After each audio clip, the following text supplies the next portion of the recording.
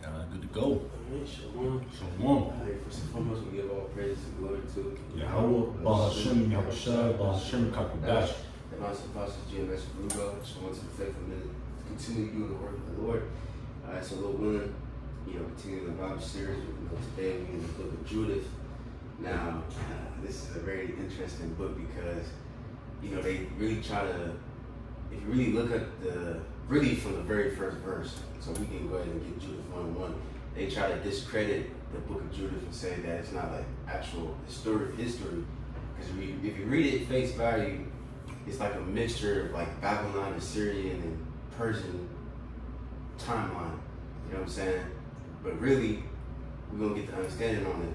You know what I'm saying? But so just the short answer, this timeline, it takes place during the Persian Empire. You know what I'm saying? But we're gonna pretty much expand on expand the confusion. Just because if Jake read it, they probably like, well, what the fuck? So let's start with Judith 1:1, and then we're gonna go into it. All right, this is Judith chapter 1 verse 1 out the Apocrypha. In the 12th year of the reign of Nebuchadnezzar, who reigned in Nineveh, the great city in the days of Arphaxad, which reigned over the Medes and Ecbatane. Right, so people read that and go, see, well, this ain't history because Nebuchadnezzar never reigned in Nineveh. Alright, and also you read further on, it mentions Persian names, things like that. But so pretty much it's just like how we do today. This is a short answer, then we're gonna go a little bit deeper. Just like how we do today. We might make a video epistle or a video, and we might say Trump is Nero. If somebody read that or listen to that video, they might get confused. Why is he Nero? Nero was thousands of years ago. You know what I'm saying? Or another example, we say this place is Babylon, Rome, Syria, so on and so forth. It's the same situation in this book. You know what I mean? That's not the Nebuchadnezzar is not literally in that time. It was just using that name to link it to that empire. And to go a little bit further, this is a website called, what is this shit called? The Pace Modiononline.word pretty much going into, it says defending the book of Judith. Alright? So I'm gonna skip all this, you know what I'm saying? I'm gonna get to the main point. It says, first the objection that the book of Judith is wrong and therefore it does not belong in the scripture because Nebuchadnezzar was king of Babylon, not of Assyria, only appears on the surface. But the truth is that those who use this objection are ignorant of the term Assyria was used in the ancient world. All right, it says historians have used it in diverse ways. Herodotus, all right, which he was a historian that wrote about the Persians versus the Greeks, you know what I mean, things like that. Okay, it says this is what he wrote. It says when Cyrus has made all the mainland submit to him, he attacked the Assyrians. In Assyria, there are many other cities, but the most famous and the strongest was Babylon, where the royal dwelling had established after the destruction of Nemus, that is Nineveh. Babylon was a city such as was now described, which is written in Histories 1 and 178. It says, given that this narrative is about Cyrus, this is therefore after the Neo-Assyrian Empire, and yet Herodotus speaks of Babylon as Assyria. It would be all easy to dismiss him as simply making a mistake if it weren't for the fact that he isn't the only historian to do such a thing. Another example is Xenophon, if I'm pronouncing his name right. Alright? This is what he wrote. For with Cyrus pressed on towards Babylon, his troops in battle in order. But as the Assyrians did not come out to meet them, he bade Gabarias ride forward to deliver this message. Alright, Cyropedia 5, or chapter 3 and 5. Alright, so we have two historians who refer to the Babylonians as Assyrians. With this in mind, I doubt that someone in the ancient world reading Judith would take issue. If the ancients could consider them as such, then there is no reason to object Nebuchadnezzar the king being referred to as the king of the Syrians within the same sense. Alright? And then also it gives one more example in the scriptures. Ezra 16:22. It says, they joyfully kept the feast of unleavened bread for 7 days, for Yahweh had filled them with joy by making the king of Assyria favorable to them, so that he gave them help in their work in the hands of the house of God, the God of Israel. All right? It says, we know that the king Darius was a Persian. This leaves Protestant objectors, all right, in a bit of a fix. If they can run with the Judith is in scripture because Nebuchadnezzar was an Assyrian argument, then by the same logic, they would have to remove Ezra from the biblical canon since there was no Darius king of Assyria. But now in our modern sense. Alright, so as far as this king that is speaking of, we're not 100% sure who he is, but if you look it up, alright, the only king that had those two names, because you had Holofernes, which he's a general who's going to be mentioned. We're going to bring him out, you know, and Judith, he's going to be a very big part in it. And then you have, what's his name? I forgot his name. Let me see.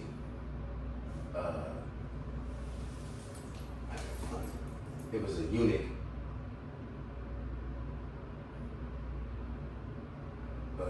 Bogaius, what's his name? Bogaius, that's his name.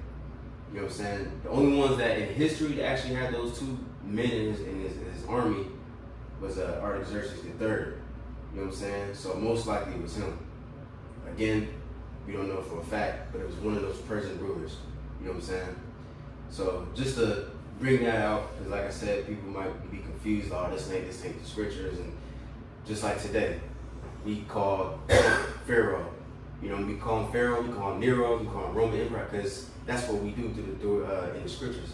You know what I'm saying? That's what the Lord do. He always link different empires together. You know what I'm saying? To describe a certain empire, you see? Mm-hmm. So Isaiah 12:10. So I have also spoken by the prophets, and I have multiplied visions, and used similitudes by the ministry of the prophets.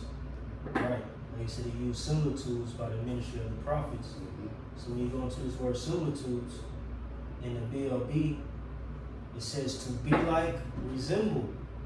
So likewise with, like I said, the kings, you know, rulers, etc. Mm-hmm. You know, these different names or titles were placed on certain men, you know, whether they were in the past tense or, you know, future tense, present, you know, so on and so forth. You know, they all, you know, resemble each other in the sense that they are the king or the ruler at that time. You know, it says to be like, to liken, compare.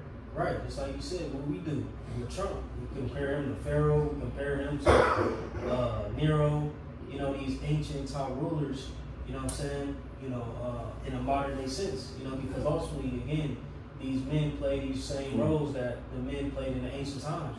You know, so you can, you know, put these different names or titles on these guys because, again, they all play the same role.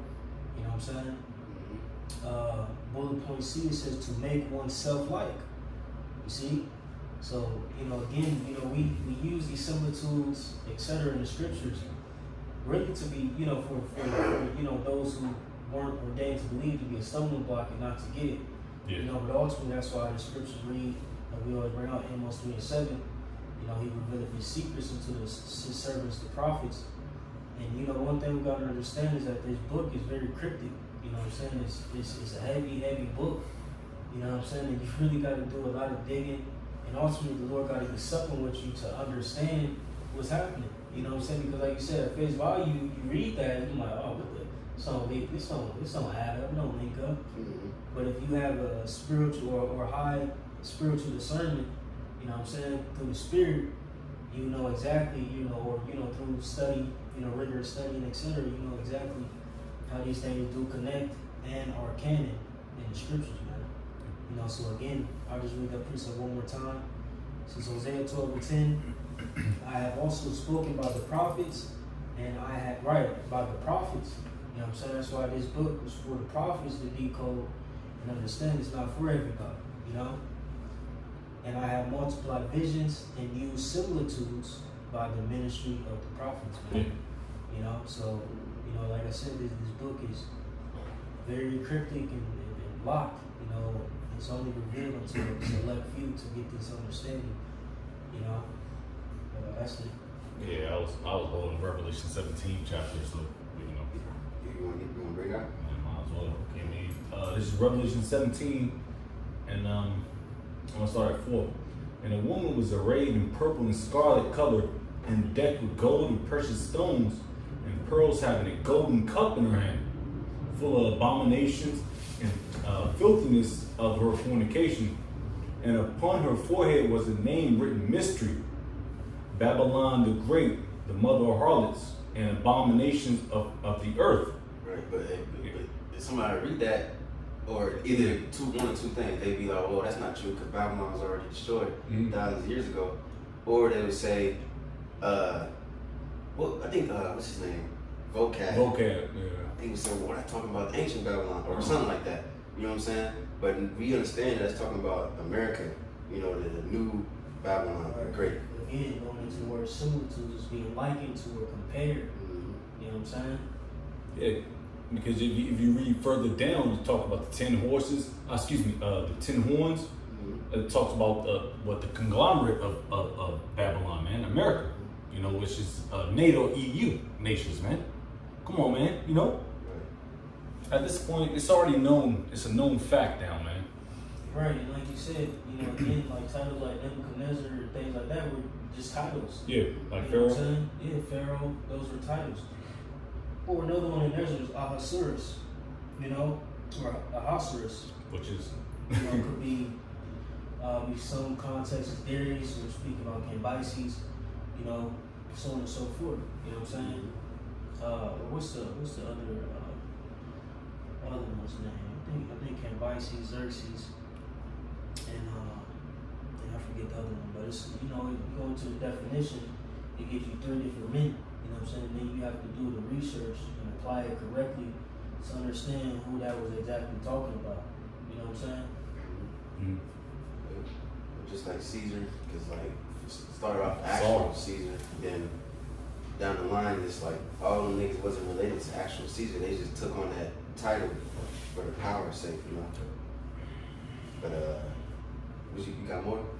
no, I was just jumping back and forth. No, I'm good now. I can go back to that Judith 1.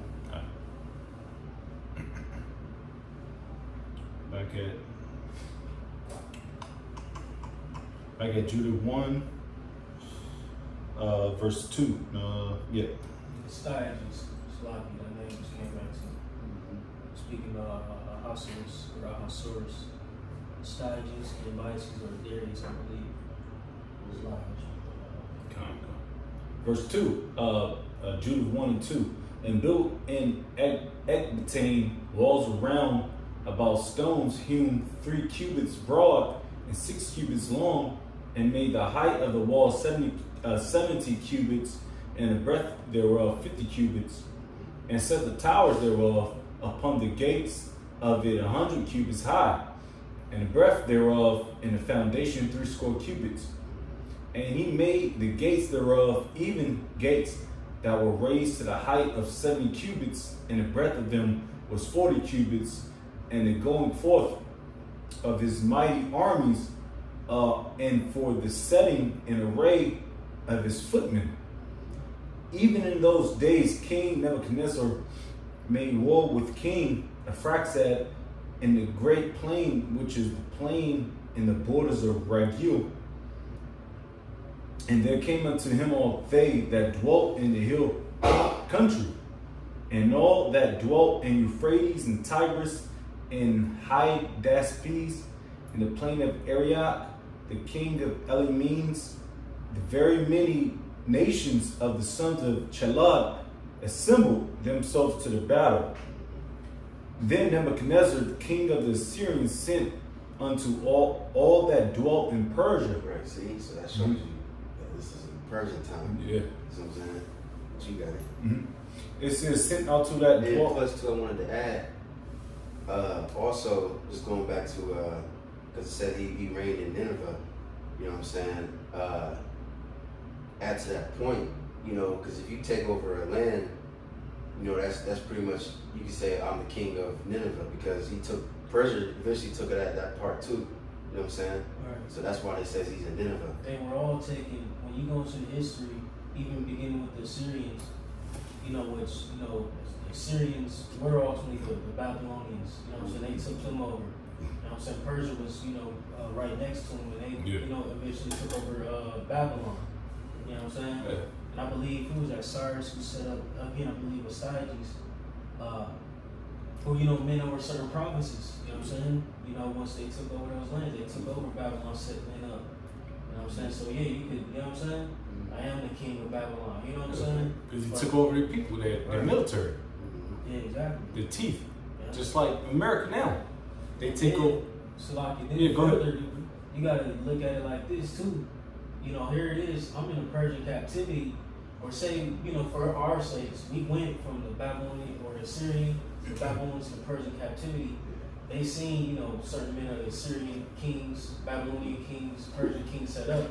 So they all look at them the same way. Right. The same way they look at the new Persian ruler, they look at, you know, oh, that's Nebuchadnezzar. Oh, you know what I'm saying? That's, you know, that's him again. You feel me? It's like, you feel me?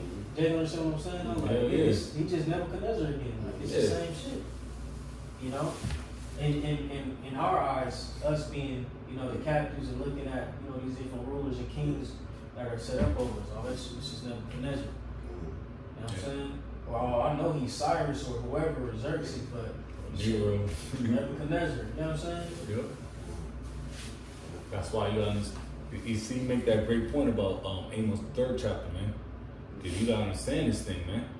Like a nigga read that, man, like, man, he bugged out, man. Cause he can't get it. It ain't for him to get it, you know?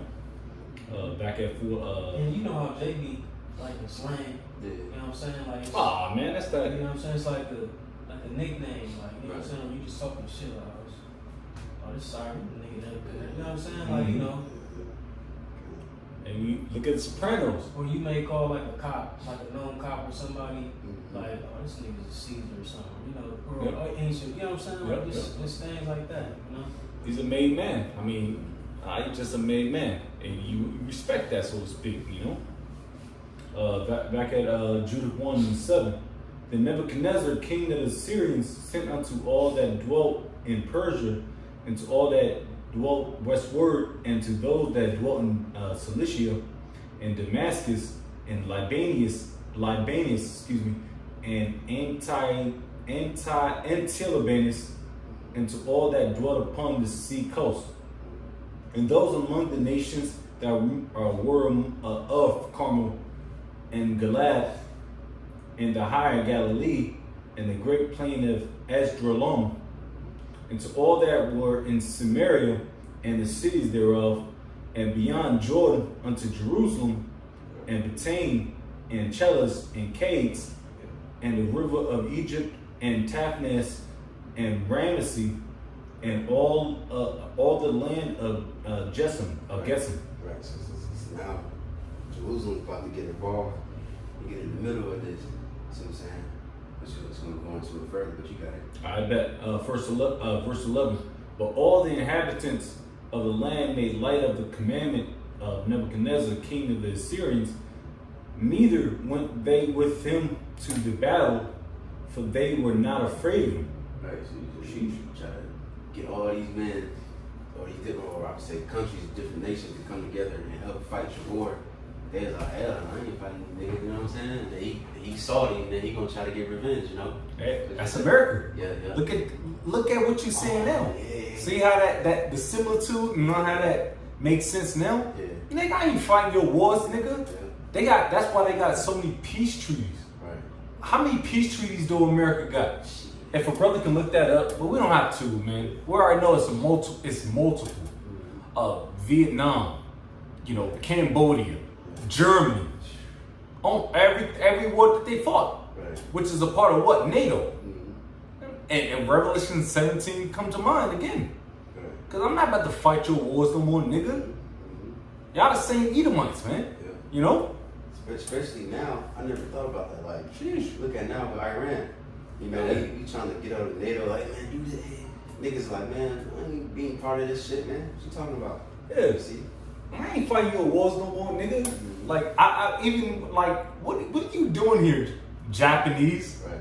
In Afghanistan, like, real talk, what are you doing here? I'm looking at your goddamn gun. You got it's a bullpup jump, you know what I mean? But what are you doing here? Didn't we just fuck y'all up, so to speak, you know what I mean? You know, drink that juice, man, that Kool-Aid and shit, man. But what are you doing here fighting for America, nigga? This is NATO's, you know? Like, come on, man. That's why it takes Amos 3. Man. What we had? First of all, just how many peace treaties America got. the water. It said for indigenous treaties, they got over 307. International peace treaties, over 20 with different nations across the globe. They can start them, but they can't finish them, man. And I wonder why. Because America is known as a country that builds themselves off of so-called pride, but they also buy things from other nations, so to speak, man. All right, they can, but you know, America, like I said, the Lord is make them look good, man. You know, come on, man. Shit, let's not talk about them you know who's treaties them niggas got, bro. Yeah. You know what I'm saying? Them niggas. Really, technically, the war could have been over with, but because of them niggas, the war continued, which is beautiful scriptures, you know. Mm-hmm. But anyways, you got it. Yep. Back at Judith 1 and verse 11. Excuse me. It says, but all the inhabitants of the land made light of the commandment. I already read that. I'm going to go to 12. Therefore Nebuchadnezzar was very angry with all this country and swore by his throne and kingdom that he would surely be avenged upon all those coasts of Cilicia and Damascus and Syria, and that he would slay with the sword all the inhabitants of the land of Moab and the children of Ammon and all Judea and all that were in Egypt till ye come to the borders of the two seas. Right. Oh yeah, you might as well finish that. All right. Verse 13. Then he marched in battle array with his power against King Arphaxad in the 17th year, and he prevailed in his battle, for he overthrew all the power of Arphaxad and all his horsemen and all his chariots, and become lord of his cities, and came unto Ecbatane, and took the towers and spoiled the streets thereof, and turned the beauty thereof into shame. He took also Arphaxad in the mountains of Regil, and smote him through with his darts, and destroyed him utterly that day. So he returned afterwards to Nineveh, both he and all his company of sundry nations, being a very great multitude of men of war. And there he took his ease and banqueted both he and his army in 120 days. Right, so he asked for help from different nations. Niggas like, no, I ain't doing that. Then he went to go destroy the king any damn way. All right, which that king technically is unknown. We don't really know who that is in actual history, but you know, destroyed him, and then he got the victory. And so now his officers pretty much is gonna to remind him to get revenge, and that's how he gonna move on Israel. You see what I'm saying? So we can read a little bit of chapter 2, and then we might just go to the article so we can do like the little summary, because you know it's a pretty long book, so I'm gonna save the time. But you got it. I bet. You want me to start at Judith 2 at the top? Yes, sir. All right. There's Judith 2 at the top. In the 18th year, the 22nd day of the first month, there was talk in the horse of Nebuchadnezzar, king of the Assyrians, that he should, as he said, avenge himself on all earth.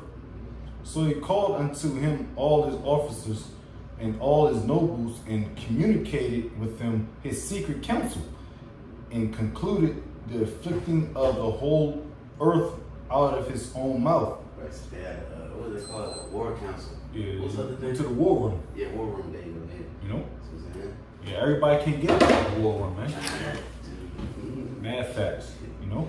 Yeah. It says, then they decreed to destroy all flesh that did not obey the commandment of his mouth. And when he had ended his counsel, Nebuchadnezzar, king of the Assyrians, called Holofernes,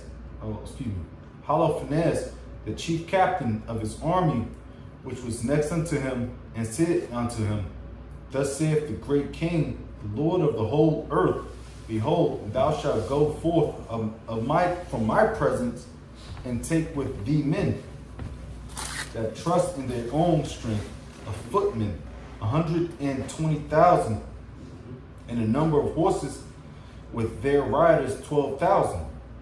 And thou shalt go against all the west countries, because they disobeyed my command. And thou shalt declare unto that they prepare for me earth and water, for I will go forth in my wrath against them, and will cover the whole face of the earth with the feet of mine army, and I will give them for a spoil unto them. Right. So what does that mean? That term? He says, "And thou shalt declare unto me that they prepare for me earth and water." So this also shows too that this is during the Persian time. So going back to this United States Conference of Catholic Bishops. It's a good, like I said, it's a good little website. Simulation. Kind of, yeah. Similar to. Right, or just website that goes into the Apocrypha, and then at the end of each chapter, it breaks down the chapter and stuff like the names and all that good stuff. Yeah. So if you go to 2 instead of the earth and water, it says in the Persian period, offering these to a conqueror was symbolic gesture signifying humble submission of one acting for a treaty. So that's what he said when he said, "Tell them to offer me earth and water." What's movie that's on? I remember you said the second one. We told It's us not first on 300, remember? Yeah. When he came, the Just black pause. dude. Yeah, he kicked that nigga in the fucking You joint. remember when he first said? Oh, okay. This is the beginning. I don't remember. Yeah. Yeah. I gotta look up. I'm gonna look up the exact quote. I'm gonna look up the scene, but he said something like, something about earth and water. Like he came to get earth and water. When they came to the Spartans. Damn. Is it when he kicked the nigga in the joint? that's in this. That scene is prolific, man. Yeah. Straight up. Beautiful. And what let me see. There was one more thing I wanted. Something. There's another point, but I forgot. Can you read that earth and water situation one more time? Yeah, let me see. It says, "Earth and water in the Persian period offered these to a conqueror was a symbolic gesture signifying humble submission of one asking for a treaty." Nice one. Damn, there was something I was gonna. It's all good. It might come back to me, but you got it.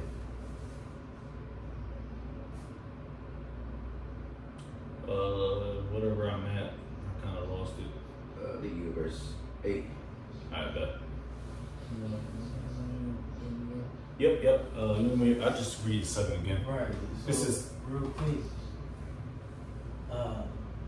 Just real quick on the Google. I just put in 300 scene earth and water. Just to back you up.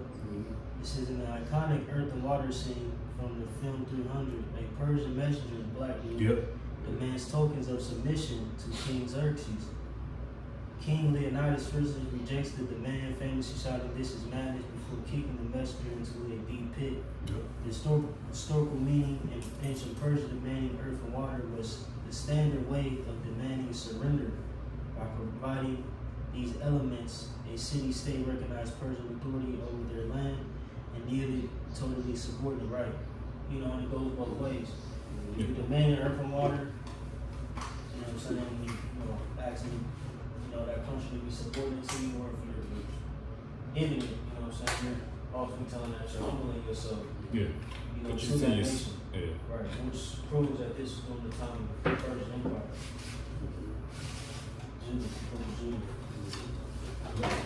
Verse 7, and thou shalt declare unto that they prepared for me earth and water, for I will go forth in my wrath against them, and I will cover the whole face of the earth with the feet of mine army, and I will give them for a spoil unto them, so that their slain shall fill their valleys and brooks, and the rivers shall be filled with their dead till it overflow. And I will lead them captive to the utmost parts of the earth. Right. And he's just being proud. Jake could read that on their own, but we can just skip to 14, just get the main points. Verse 14 out of Judith 2. It says, then Holofernes went forth from the presence of his Lord and called all the governors and captains and the officers of the army of his servant. And he mustered the chosen men for the battle, and his Lord had commanded him unto 120,000 and 12,000 archers on horseback. And he ranged them as a great army is ordained for the war. And he took camels and asses for their carriages, a very great number, and sheep and oxen and goats without number for their provision, and plenty of victual for every man of the army, and very much gold and silver out of the king's house. Then he had forth all of his power to go before King Nebuchadnezzar in the voyage, and to cover all the face of the earth westward with their chariots and horsemen and their chosen footmen. Right. Go to that verse. Where you at? I'm going to 20. I was at 19. Finished 19. Let me see. You can just go to 23 to 28. I bet. This is Judith 2 out of 23. And destroyed Phud and Lud, and spoiled all the children of Rassus and the children of Israel, which were toward the wilderness in the south of the land of the Chaldeans.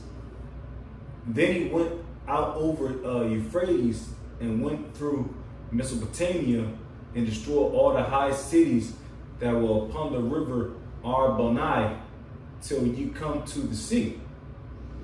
And he took the borders of Cilicia and killed all that resisted him, and came to the borders of Japheth, which were... That's what I was going to say, Salaki. This is a point earlier. Salaki, but also this showing that this might be Artaxerxes III, because he was the one that had a campaign in the Levant, which is Jerusalem is in that area. So everything's kind of pointing towards him. You know what I'm saying? Mm-hmm. I just want to make that point. So I forgot to mention that earlier, but you got it. Because everything's connected to that. That's the mother. What they said. The mother in Galatians, I believe. Mother's all Jerusalem. Yeah. Russian, man. Come on, man. That's where life, breathes, so to speak. You know what I mean? Back at it. Verse 26.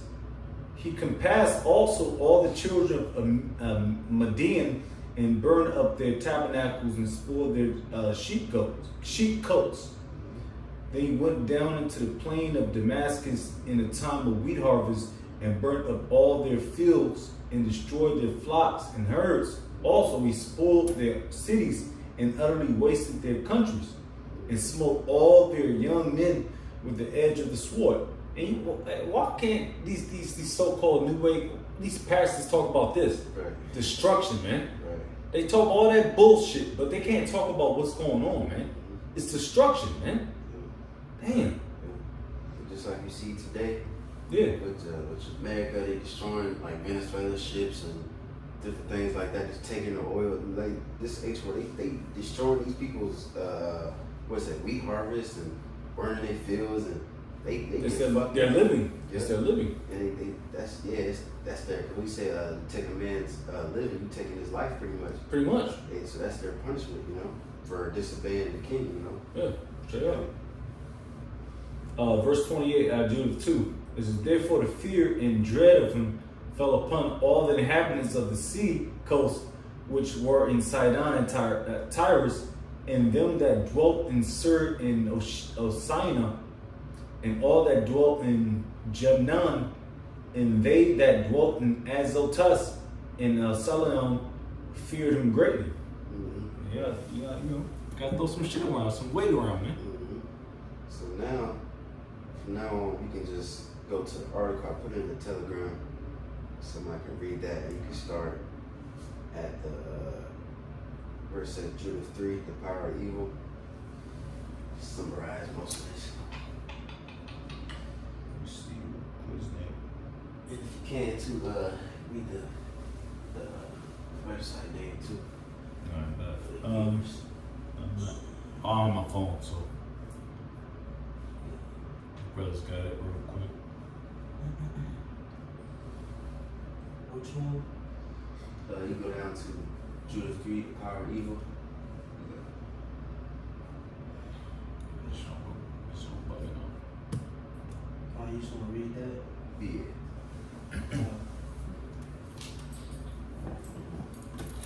From the article, Judith 3, the power of evil.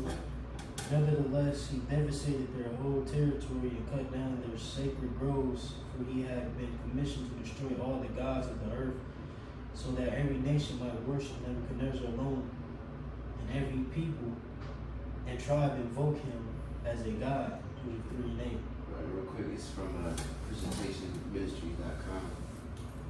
For reference, but you got it. It reads, Holofernes, army steamrolled country after country, the power of the evil one sometimes seems invincible, but read on.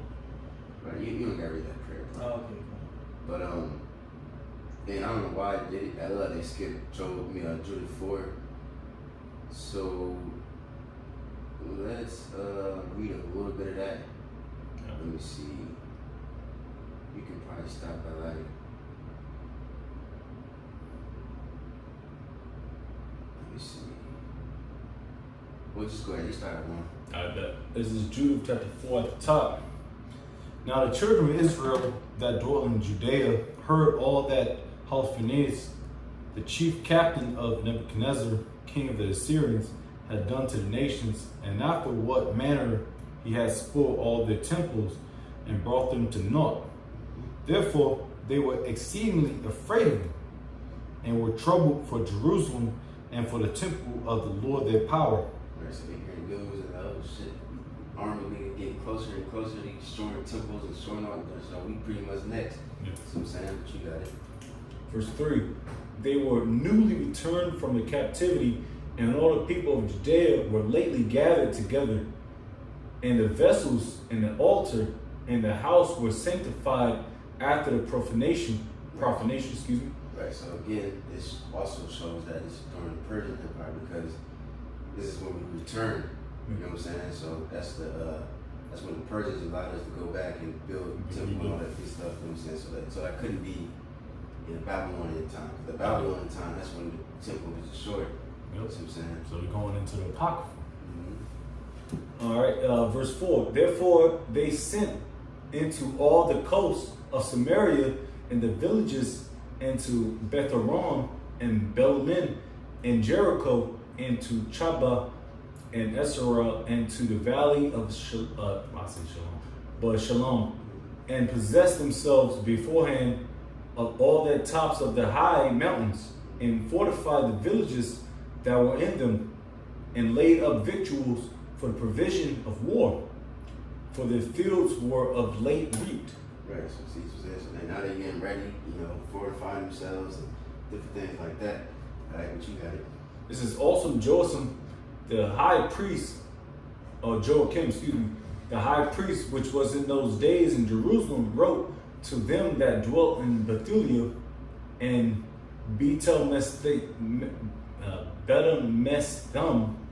which is over against Esdraelon, toward the open country near to Dothaim, charging them to keep the passages of the hill country, for by them there was an entrance into Judea, and it was easy to stop them that would come up because the passage was straight for 2 men at the most.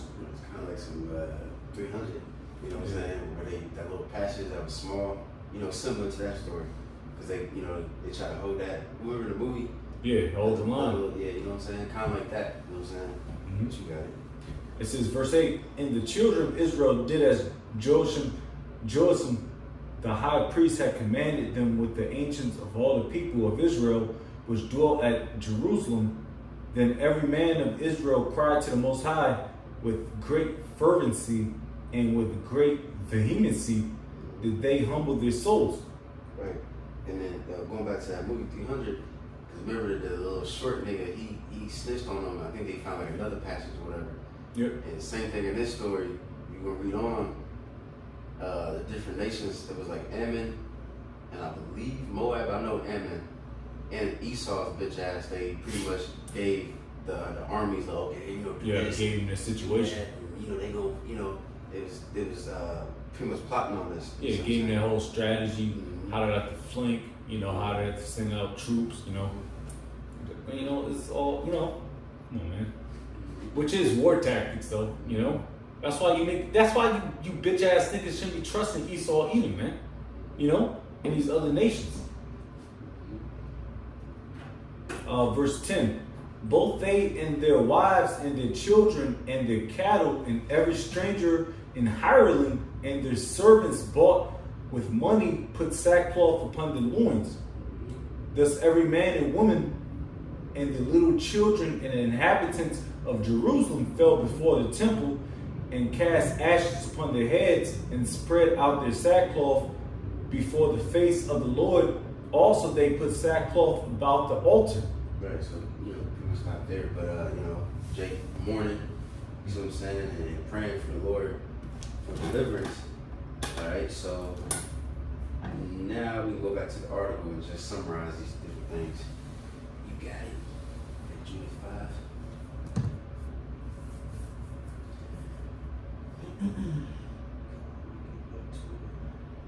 Judith 5, it says the invincibility of obedience. It says, but if they are not a guilty nation, then your lordship should keep his distance. Otherwise, their Lord and God will shield them, and he will become the laughing stock of the whole world. Judith 5 and 21. Matter of fact, it's a lot because we don't have to get that part. It's a lot.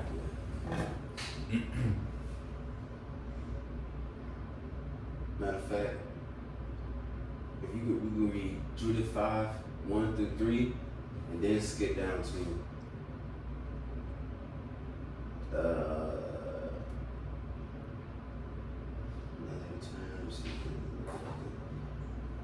20. I bet. This is Judith 5 at the top. Then was it declared to Holofernes, the chief captain of the army of Assur, that the children of Israel had prepared for war, and had shut up the passages of the hill country, and had fortified all the tops of the high hills, and had laid impediments in the Champagne countries, wherewith he was very angry, and called all the princes of Moab and the captains of Ammon and all the governors of the sea coast. And he said unto them, tell me now, ye sons of Canaan, who this people is that dwelleth in the hill country, and what are the cities that they inhabit, and what is the multitude of their army, and wherein is their power and strength, and what king is set over them, or captain of their army? Right, you know what I'm saying? So inquiring of Israel, so see how he going to pretty much conquer them. You know, and it's smart to ask these different nations around them. It was popping. Right, because we already dealt with those different nations, so they know us pretty well, you know what I'm saying? But you got it. Because Ammon, like we brought that out in old classes, like Ammon, Edom and all that, you really look at the map, they literally like right next to us pretty much, you know what I'm saying? But you got it. Verse 4. You go to verse 20. Yep, gotcha. Because pretty much they just give the history of Jake, how he came from Canaan, or whatever, Egypt, or Egypt to Canaan and things like that. The whole Red Sea, the whole history. So we can Pretty much Chronicles. Right. You know. Yep. This is Judith 5:20. Now therefore, my Lord and Governor, if there be any error against this people, and they sin against their God, let us consider that this shall be their ruin. And let us go up, and we shall overcome them. Right. So of course now, again, it's the same thing today. Matter of fact, read 21, then I'm gonna go into it. All right. It says, verse 21. But if there be no iniquity in their nation, let my Lord now pass by, lest their Lord defend them, and their power be for them, and we become a reproach before all the world. Right, so they knew and understand that. You know, even to this day, you know, these different nations, they know and understand pretty much if Jake is in sin and then they're not close to the Most High, then they can just do whatever they want to. They can whoop our ass, they can all that. But if we on point and we serving the Lord, then the Lord gonna fight for us. You see what I'm saying? So that's what he was giving them that breakdown. Right? What you got? As a matter of fact, can you just get real quick? I think it's Habakkuk 2:15. Because that goes into how these different nations try to pretty much make us sin.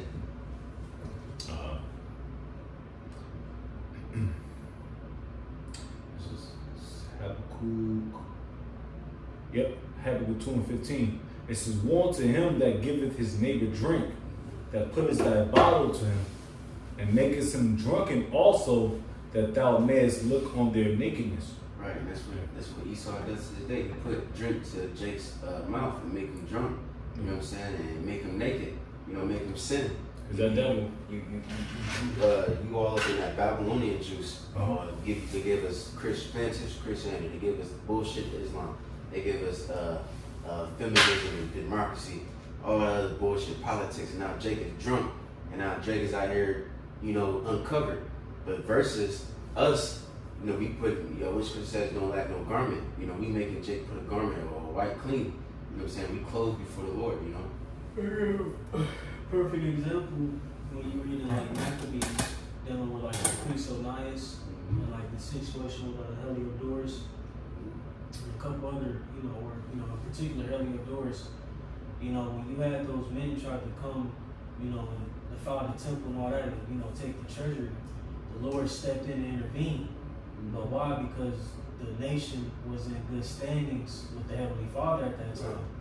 Now, when you had priests like Jason and Menelaus, those men after, Onias, were set up, they brought what? Wickedness to the nation. Therefore, the king at that time, Antiochus, prospered in his wickedness in destroying Jake and, judging, putting the belt to Jake. You know what I'm saying? But if, again, just proving a point, we in good standings with the Heavenly Father, we're untouchable. You know what I'm saying? And they know that. They obviously they got the record to that. Yeah. You know what I'm saying? That's fly as hell. Because right now, boys will in good standings with Yahweh Shem Yahshua. And a lot of people can't say that. A lot of Israelites can't say that. But through the Spirit, man, we are in good standings with Yahweh Shem Yahshua, man. That's why this place is gone, man. It's done. You know what I mean? Back at it. Verse 14. For the earth shall be filled with the knowledge of the glory of the Lord, as the waters cover the sea. Or back in Judith? Yeah. No, I was in Habakkuk. I'm sorry.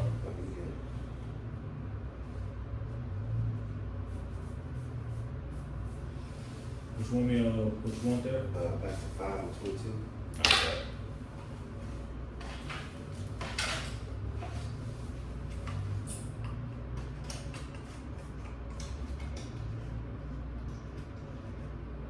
This is Judith chapter 5, verse 22. It says, and when H.R. had finished these things, all the people standing around about the tent murmured, and the chief men of Holofernes, and all that dwelt by the seaside, and in Moab spake that he should kill him.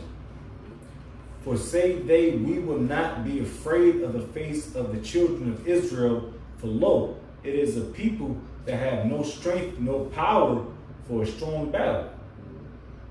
Now therefore, Lord, Holofernes, we will go up, and they shall be a prey to be devoured of all thine army. See, so when they being proud, they ain't trying to listen to that counsel. You know what I'm saying? But when Judith comes about, she gonna pretty much kind of say the same thing. They gonna listen to that, or he gonna listen to that. You know what I'm saying?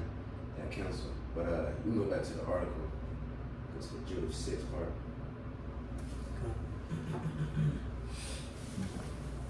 Back to the article. And Judith 6. It reads, your life on the line. It says, my servants will now conduct you to the mountain region and leave you at one of the towns along the Axon. You should not die till you are destroyed together with them. If you still cherish the hope that they will not be taken, then there is no need for you to be downcast. Judith 6, 7 through 9. Where's the my fault. Keep it that again so like I was reading something. Judith 6, your life on the line. My servants will now conduct you to the mountain region and leave you at one of the towns along the Axon. You shall not die till you are destroyed. You shall not die till you are destroyed together with them. If you still cherish the hope that they will not be taken, then there is no need for you to be downcast. Mm-hmm. Judith 6, 7 through 9. Mm-hmm. Let's go break it down. It says Holofernes responded to Achior by handing him over to the Israelites at Beth-Ulia. If the Israelites were obeying the Most High and Achior was right about their invincibility, he would be saved. Otherwise, he would be killed. Mm-hmm. Right. So that's what they planned at first. But then, let me see, chapter 7. Let me see. I think that's when Esau. Yeah. Esau, he gave a different counsel. You know what I'm saying? But you can read that next one. 7. Mm-hmm. Judith 7. It says, dying of thirst, their children fainted away, and the women in use were consumed with thirst and were collapsing in the streets and gateways of the city with no strength left in them. Judith 7 and 22. It says, the Israelites were surrounded by enemy troops who cut off their water supply. They were left to literally die of thirst. After 34 days, the people cried in agony to King Uzziah. Right, and they got that wrong. So it wasn't the king. It got the same name as the king, but it was just an elder. It wasn't an actual king. Uzziah and was that king and stuff like that. That's what I'm saying. But you got it. Who promised to surrender in 5 days if the Lord did not miraculously deliver his people. Right, so pretty much Esau gave a counsel to pretty much cut these people off, cut their water supply off, and then people, they started, pretty much damn near dying of thirst. And then it was like, okay, we're about to surrender in 5 days. And then chapter 8, that's when Judith finally comes into the scene. And you said what? Mm-hmm. Yeah. But you got it. Jacob being weak. Yeah. Lost their power. Mm-hmm. Judith 8, divine intervention. No one had a bad word to say about her, for she was a very good friend woman, very God-fearing woman's life. Judith 8, 8 says, with only 5 days left before the surrender and destruction of Beth-Ulia, a very beautiful and God-fearing widow, Judith entered the picture. After asking the elders of the city to visit her, she corrected them for giving in to the people's complaints and setting 5 days as a deadline for the Most High's intervention. She saw the tragic circumstances around her in a very different perspective. She maintained that we should be grateful to the Lord our God for putting us to the test as he did our forefathers. Right, if I could just speak on that too, like the scripture say, that things are in the foretime for our learning. Jay gonna have to tap back into these things, man. You know, because hey, just think of Jacob's trouble. He ain't eating days. Man, Lord don't step up in 10 days, man. I'm gonna take your shit. You know what I'm saying? But that's, you know, hey, we've seen those examples with the 2000s club. Niggas selling out. You know what I'm saying? The Lord ain't come through in 2000 and how they thought. And then he's like, oh, fuck it, I'm gonna just go back in the world. You know what I'm saying? You know? It's better that way. Yeah, you know what I'm saying? Just go back to the world. You know what I'm saying? And now look, now they in their mid-50s and shit through. Throwing his guard back on and shit. You know? Or not even that, even in the church. Smack. But it reads, she saw the tragic circumstances around her in a very different perspective. She maintained that we should be grateful to the Lord our God for putting us to the test as he did our forefathers. Judith 8:25. Not for vengeance did the Lord put them in this crucible to their heart, to try their hearts, nor has he done so with us. It is by way of admonition. He chastises those who are close to him. This is a recurrent thing in the scriptures. You know what I'm saying? This links right up with that Hebrews, you know? Finally, Judith promised, I will do something that will go down from generation to generation among the descendants of our race. Judith 8:32. Within the days you have specified before you, will surrender the city to our enemies. The Lord will rescue Israel by my hand. Judith 8:33. All right, let me see. Right, when she's going to bring us to see. And that's, and real quick too, I just gotta say, because it's another reason why people have a problem with this book, because Judith so far deceived the Persian army and shit like that. But it's like, you think about King David, he deceived the Philistine army, you know what I'm saying, by acting mad. I think it was the Philistines. He was fighting for the goddamn Philistines. So it's just Jake, you know, sometimes you gotta pay the righteous servant. It's on them. You gotta deceive. Huh? A Yaqua. Oh, It's right, a plant. Yeah. It's a plant. You know? Yeah. It's always been like that, man. Sometimes you gotta bend the rules. Yeah. David, like you said, David had to show bread and all that. Because ultimately, and then see, that's where, oh, you see a Bible contradiction, stuff like that. Mhm. When you understand the Lord's omnipotency and how he already got things set up, it was bound to happen that way. So it's no offense, you know what I'm saying, to the Lord, because it was already written. You know, he already knew what was gonna happen. You know what I'm saying? Okay. What you want 9? Okay, you got it.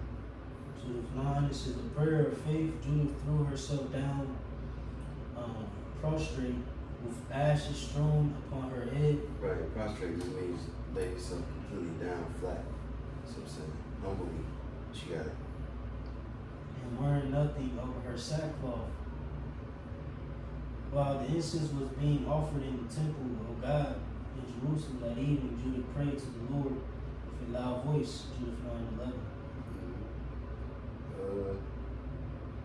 You can read that prayer in Promise Part 2. You got it. Judith prayed a mighty prayer of faith. Prayer, Lord, your strength is not in numbers, nor does your power depend upon stalwart men, but you are the God of the lowly, the helper of the oppressed, the supporter of the weak, protector of the forsaken, the savior of those without hope. Right, and can you get, it's in Psalms, let me see. Probably should type in stronger than I. Stronger. Let me see. No, not that one.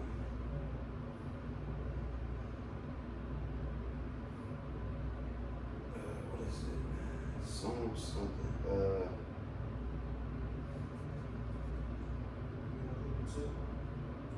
What's it say? I'm taking to my crown, What does it say? for I am brought very low.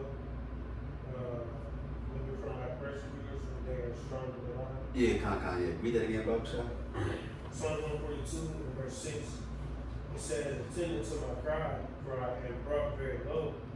Deliver me from my persecutors, for they are stronger than I. Right, and that's a theme that's reoccurring through the scriptures, all throughout the scriptures. We always gotta fight army or person or whatever mightier than us. You know what I'm saying? And the Lord, that's when the Lord shines.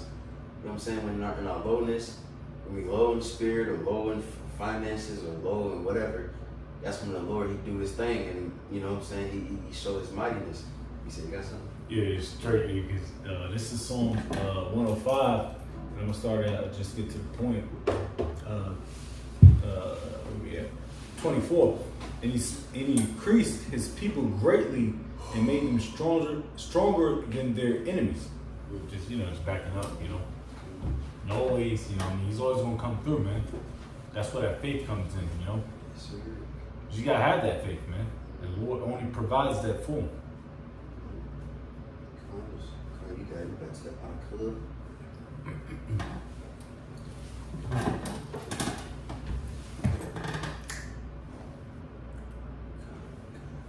That's the article. Judith 10, it says, dressed fit to kill. She made herself very beautiful to captivate the eyes of all the men who should see her. Judith 10:4. After concluding her prayer, Judith took off her sackcloth and ashes, arranged her hair, put on her best dress and jewelry, and made herself beautiful. She left the city and went to the enemy commander, Holofernes. Right, this kind of remind me of Esther, because she went, the distance of Esther. She was mourning, so as she was mourning, she was praying, and she's like, I hate, despise this crown and all these different things. Then she dressed and dolled herself up to, look appealing before the king. Before she was asking, what was the king pretty much to defend the Jews. You know what I'm saying? What you got? It reads, Judith 11:6 says, you are fair to behold, and your words are well spoken. Judith 11:23. Judith told Holofernes that she would tell him when the Israelites had sinned, thereby had become vulnerable to his attacks. Holofernes had scoffed at this line of thinking in chapter 5, coming from the lovely lips of Judith. However, he considered it to be wise. Right. So when she left the city and went to the commander Holofernes, you know what I'm saying? She pretty much so-called surrendered. Like, Israel, they're already about to be destroyed. You know what I'm saying? That he took her in. She thought she was very beautiful and things like that. And, pretty much tried to get close to her. And then that's when she did her thing, it's going to say. But you got it. Drinking and driving, so the heart of Holofernes was enraptured over her, and his spirit was shaken. He was burning with the desire to possess her, for he had been biding his time to seduce her from the day he saw her. Judith 12:16. While Judith was carefully to eat only kosher food, Holofernes, charmed by her, drank a great quantity of wine, more than he had ever drunken on one single day in his life. 12:20. Now you drunk as hell. Now, what the scripture says, wine and women makes men understand and fall. But of course, it's a heathen, but he ain't on point now. He thinking about this beautiful lady, and he's drunk as hell. So his guard is down. What you got? Alcohol plus lust equals death. Losing his head, Judith 13. Blessed are you, daughter, by the Most High, above all women on the earth. And blessed be the Lord God, the creator of heaven and earth. God at your blow at the head of the chief of our enemies. Judith 13:18. Judith chopped off the head of the drunken Holofernes, put it in her picnic basket, and went out to pray. Judith 14. A death. Is that cool? Keep going. Are you done with 13?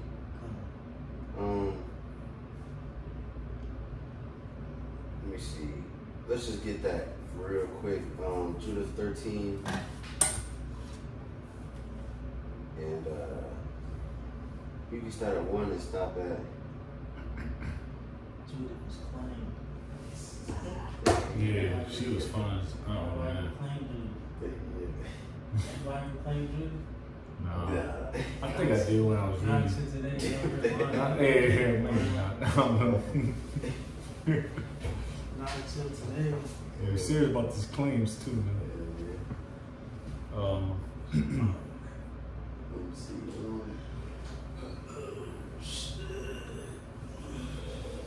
You can just start at, just to get to the point, you can start at 7. All right, this Well, 1 then skip to 7. is Judith 13 at the top. Now, when the evening was come, his servants made haste to depart, and Begoas shut his tent without and dismissed the waiters from the presence of his lord. Right, well, she was the eunuch. You know what I'm saying? But you got it. And they went to their beds, for they were all weary, because the feast had been long. And Judith was left alone in the tent, and Holofernes lying alone upon his bed, for he was filled with wine. And he got smacked. You Now, skip to verse 7. Verse 7, it says, and approached to his bed, and took hold of the hair of his head, and said, strengthen me, O Lord, for the Most High of Israel is dead. And she smote twice upon his neck with all her might, and she took away his head from him. Ooh. And just speaking on that, just you see that in like one of these gory films. That takes a lot of strength to cut somebody's shit off like that, man. You know, especially as a woman too. Lord, put the spirit on. Put the spirit on. Yeah. You know, that's why the Lord says, like Apostle Elder Apostle Tahar says, man, it's like, man, I hate an Edomite. You know, but you know, he said, he could chop his head off. He said, chop his head off then. The Lord had to put that spirit on him. You know what I mean? Because, you know, that perpetual hatred and all that stuff, man, the Lord has to put that spirit on us, man. You know? Just like he did that shorty. Put it in the basket too. Yeah. It's fire. That's fly as shit, man. What verse you at? Oh, you at 8. Verse 7, now I'm going to 8. You can, because you read 8. No, I haven't had it. No, you did. Yeah, I did. And then, you can stop there. All right, but We go back to the article. yeah, that's great.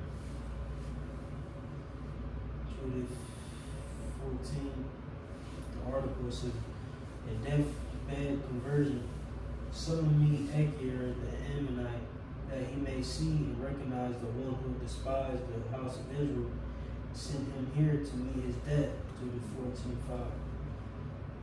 Ekir saw the head of Holofernes in the hand of one of the men in the assembly of the people. He fell forward in a faint. Now Ekir, seeing all that the God of Israel had done, believed firmly in him. He had the flesh of his foreskin circumcised, and he has been united with the house of Israel to the present day. Right, in which doesn't mean he's a goddamn Israelite now, you know what I'm saying? Because there's many different examples in the scriptures. I'm trying to think, what was that one? Remember, I think it was like people living in Samaria, and they asked the priests the breakdown and stuff like that. Yeah, So they was going off and they sent lions and all that. Mm-hmm. Yeah, that's why when you read about was that in John, where conversation at the well with the Samaritan. So you worship not what you know. Yeah. You know what I'm saying? Because again, at that time, during the Assyrian Empire, you had, the Assyrians who took Jacob and imported them to their land, took heathens and put them in our land, or, concerning the northern tribes, land Samaria, so on and so forth, their capitals. And there they tried to convert, practice the ways of being Israelite. But that don't mean they're Israelites. Right. It's like you got niggas now. Niggas convert to being Buddhists and all that shit. But nigga, they're a nigga. Yeah, $5 Indians too. Yeah, it is. Cherokee, I'm a Cherokee Indian. Yeah, Nigga, but what, you nigga? but you Show up, right. nigga. Yeah. Yeah. Niggas convert to all types of shit. Muslim is an Ishmaelite. It's an Ishmaelite thing. You know what I'm saying? There's all types of niggas who think they Muslim and shit. That's an Islamic religion. Y'all nigga a Buddhist. Right. Yeah, monk. You got black niggas being monks. Yeah, monks. It's crazy. So yeah, just because you convert to something don't mean, you know what I'm saying, a part of that in its totality. You know what I'm saying? Because it's easy to join something like that. Yeah. We ain't gotta do nothing. I just pay a little fee or something. And even further, when you think of it prophetically, everyone's going to convert when the kingdom of heaven is established. Everyone gonna have to be circumcised. Everyone gonna have to keep the law. But that don't mean you're an Israelite. It means you just keeping our ways. Even go back to the book of Esther, after Israel was whooping their ass, you know what I'm saying? You have people that are scared. It's like, we becoming Jews now, you know what I'm saying? Because, Israel's defending themselves, you know what I'm saying? And they people got so afraid, it was like, nah, we Jews too, you know what I'm saying? And then even going back to like modern time, like, or even on the flip side, the wicked side, Esau come whoop people's ass. Oh, I'm a Christian now. You know, I'm a Catholic. Or even today, like people that do Muay Thai and shit, they go Thailand and fight. They go on the temples praying. They got the fucking like they're fucking Thailand people and shit. Like they actually become Buddhists, whatever fucking religion they got over there. You know, what you got? Judith 15 says they hung over before a court. At daybreak they hung the head of Holofernes on the wall. Then all the Israelite men took up their arms and went to the slopes of the mountain. Right, just for brothers out there, man, you can't be afraid to fucking get busy for the Lord, man. You say, want him to draw his sword for blood, paraphrasing. Like, they gotta be able to tap back into that nature, bro. You know what I'm saying? Like, if a woman can do it, you damn sure better be ready to look at it. You know what I'm saying? I mean, you know, it ain't for everybody, don't get me wrong, but it shouldn't be like, you know what I'm saying? Jay should be able to tap into that ancient nature. You know what I'm saying? Like, this is real things, like seeing heads cut off. Remember King David walked around with, you know what I'm saying, Goliath head, a big ass Hamite head. You know, you know, they face, like the Hamite we seen in Walmart and shit. They face all like rectangular. Big teeth. Yeah, you know what I'm saying? It's like, you know? Just wanted to throw that out there. And it's the bitterness of the scriptures. And it reads, at daybreak they hung the head of the Holofernes on the wall, and all the Israelite men took up their arms and went to the slopes of the mountains. To the 14:11. It says, when the Assyrian army heard about the beheading of Holofernes, they were overcome with fear and trembling. No one kept ranks any longer. They scattered in all directions and fled along every road, both through the valley and in the mountains. Those also who were stationed in the mountain district around Bethlehem took to flight, and all the Israelite warriors overwhelmed them. Right, so 15:23.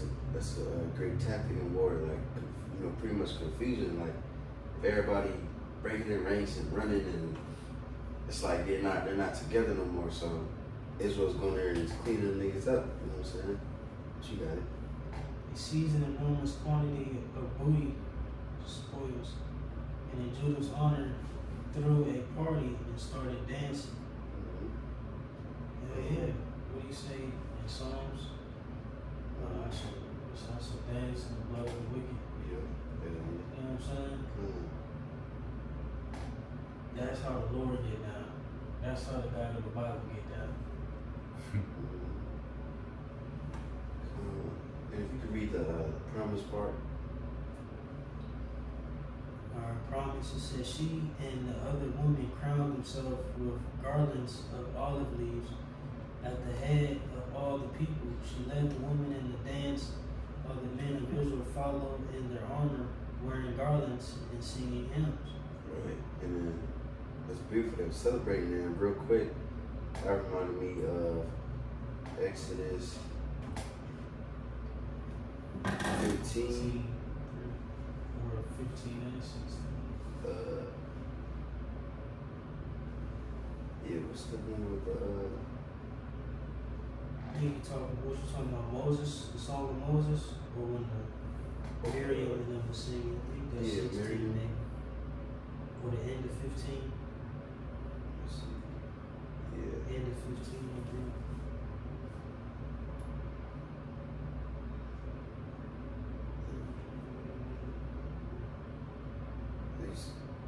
Wait, you see it? Verses 20. Verse 20. Okay, Kyle, you got it. Exodus 15:20 says, and Miriam and the prophetess, the sister of Aaron, took a timbrel in her hand, and all the women went out after her with timbrels and with dances. And Miriam answered them, sing ye to Yahweh, for he hath triumphed gloriously. The horse and his rider have he thrown into the sea. Right, we can stop there, but that shows you, as soon as the Egyptians got drowned, you know, they didn't cry and be like, oh, you know, Lord, let us. No, they celebrated, sing and make a whole fucking song about it.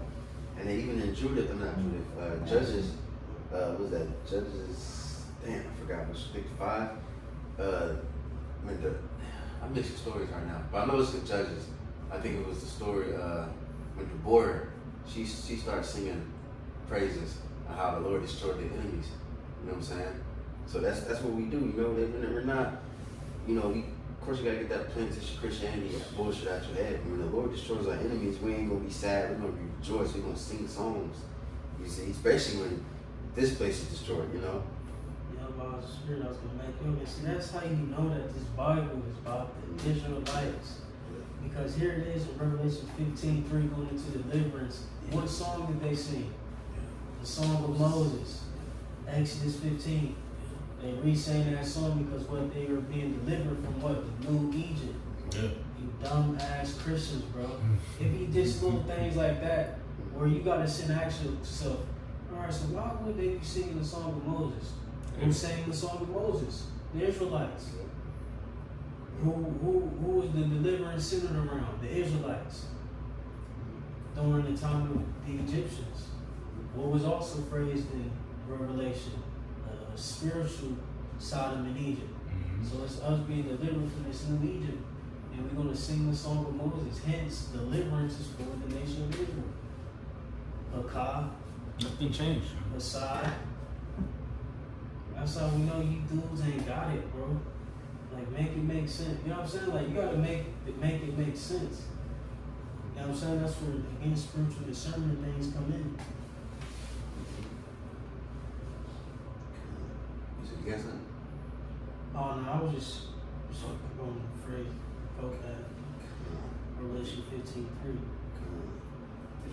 Because that's a thing. It's like, just to go with like, it's a thing. Once we get delivered from here, we're going to sing and dance. J-Gas going to be doing the Dougie all type shit. Diddy bopping and With shit. the white garment. You know what I'm talking about?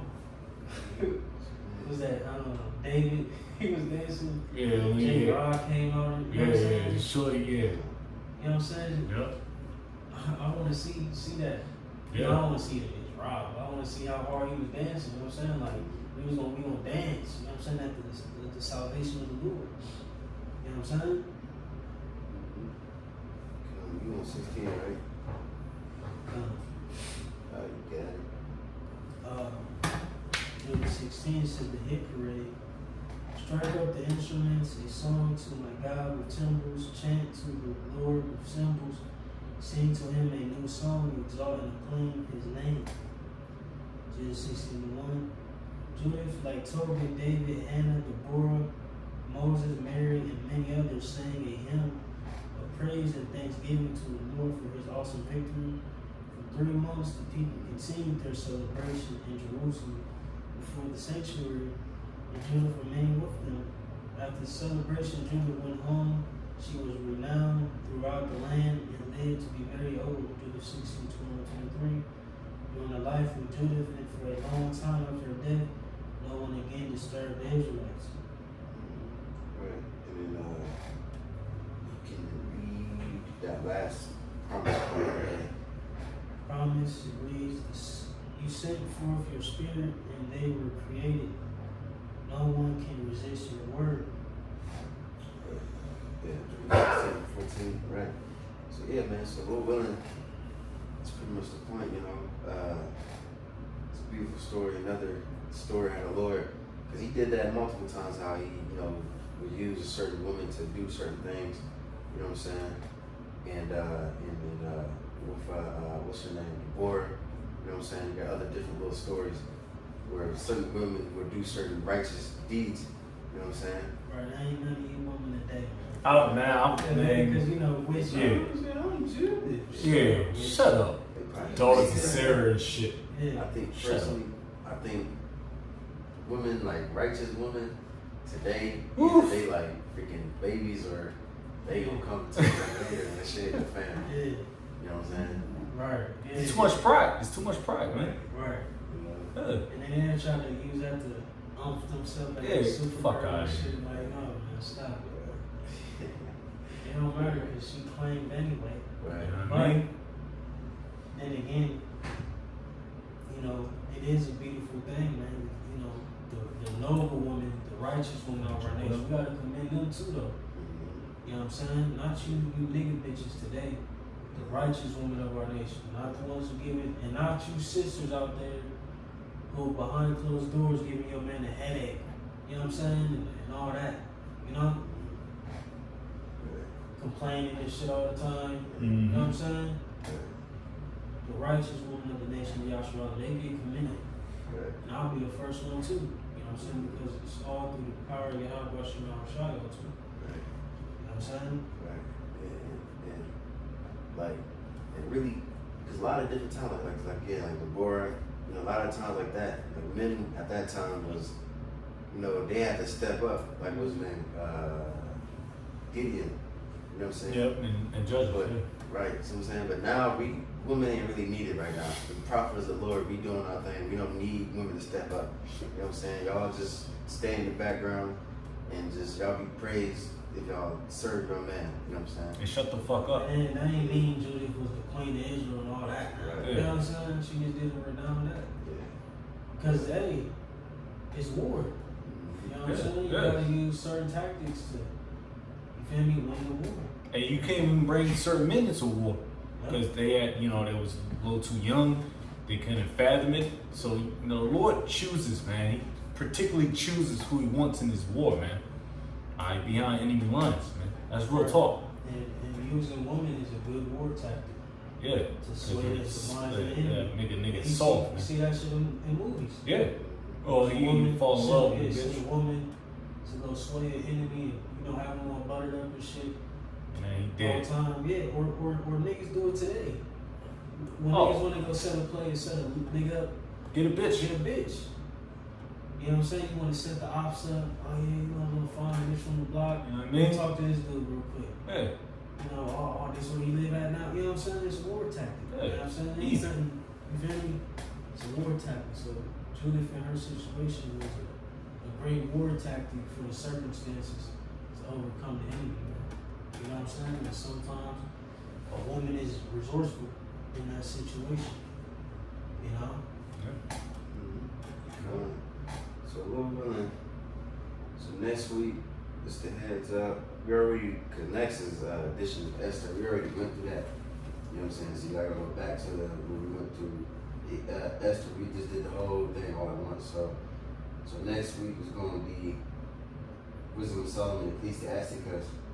But those books are like really chapter to chapter. So I might just summarize them too, like very, very shortly, and then probably just mainly go through Baruch and Letter of Jeremiah. 'Cause that's more, we go a little more depth on that, I guess you could say. But we'll see how that goes. But these next probably two or three maybe classes gonna probably be very short. So probably the main part, more meat and history things like that is gonna be Maccabees.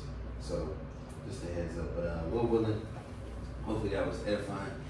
We give all praises and glory to Yahweh, Shem Yahushua, Shem Kakadash.